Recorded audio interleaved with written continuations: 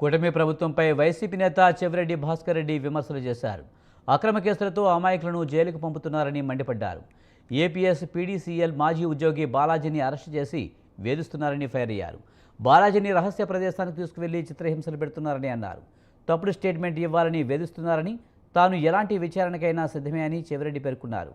తాము భయపడమని, పెట్టిన తప్పుడు కేసులు నిలబడమని అన్నారు.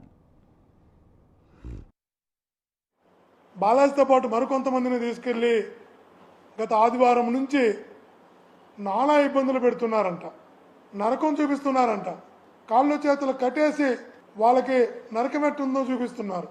కారణం ఒకటే, వాళ్ళు అడిగేది ఒకటే, మీరు సంతకాలు పెట్టాలి, భాస్కర్ రెడ్డికి సంబంధం ఉంది, మీరు మేము చెప్పినటువంటి స్క్రిప్ట్ని వీడియో చేయాలి అని ఒక రహస్య ప్రదేశంలో పెట్టి, సిట్లో కూడా కాదు, గత 3 రోజులుగా ఆదివారం నుంచి ఈరోజు మంగళవారం ఒక రహస్య ప్రదేశంలో పెట్టి వాళ్ళకి నరకం చూపిస్తున్నారు.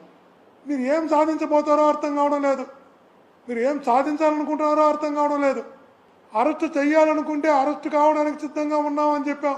మీరు శిక్షించాలనుకుంటే శిక్షలు ఎదుర్కోవడానికి